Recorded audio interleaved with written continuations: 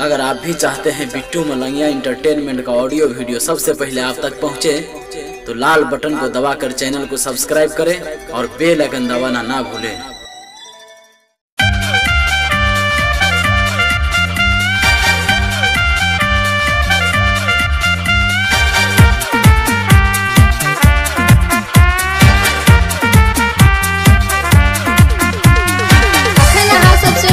Bittu Malangia entertainment के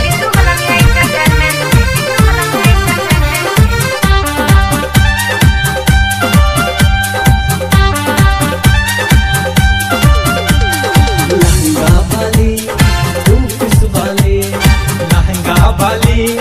क्यों पिस वाली छोड़बो नहीं संग लगे वो रंग आइब गेलो ये होली हंसबो अबीर गे रानी गे हम जीते बो तो हर के चोली छोड़बो ने संग लगबो रंग आइब गेलो ये होली हंसबो अबीर गे रानी गे हम जीते बो तो हर के चोली सुन के भौजी सुन भैया के साली सुन के भौजी सुन भैया के साली आई मीठे बबा छोरा के लाली तू पिस वाली लहंगा वाली तू पिस वाली लहंगा वाली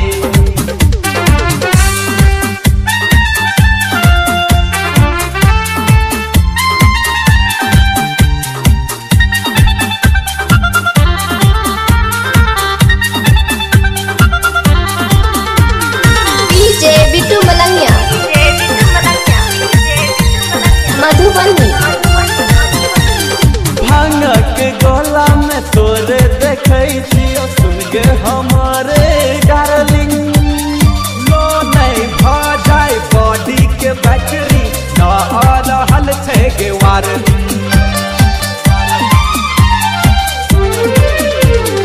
भांग के गोला में तोरे देखे छियो सुन गे हमारे डार्लिंग लो नहीं भ जाए बॉडी के बैटरी ना रहल छे गे वारली रंग लगबो हम तोरा हाली हाली रंग लगबो हम तोरा हाली हाली आई नीचे तो हठोरक लाली लहंगा वाली तू पिस वाली हगे लहंगा वाली हगे तू पिस वाली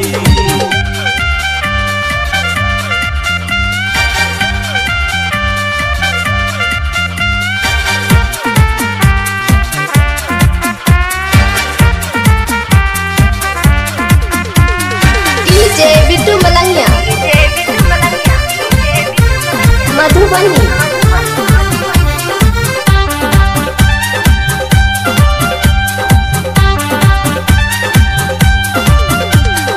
रंग लगे न बिना तोरा नहीं छोड़बो भरल हमर पुचकारी कहू नशा में डिब जो न गोरिया पी के पियर चाहे तारी रंग लगन बिना तोरा नहीं छोड़बो भरल हमर पुचकारी कहू नशा में डिब जो न गोरिया पी के पियर चाहे तारी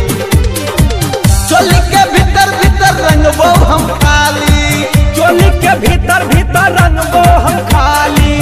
रंग देबो हम तोहर नस नस नाली तू पिस वाली लहंगा वाली तू पिस वाली ये लहंगा वाली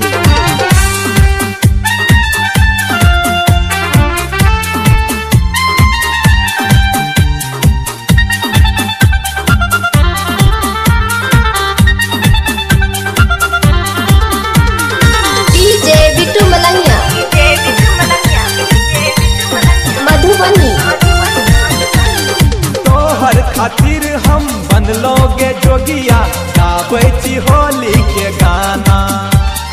होली में धूम मचे नचे गोरी के आदित्य अजय के गाना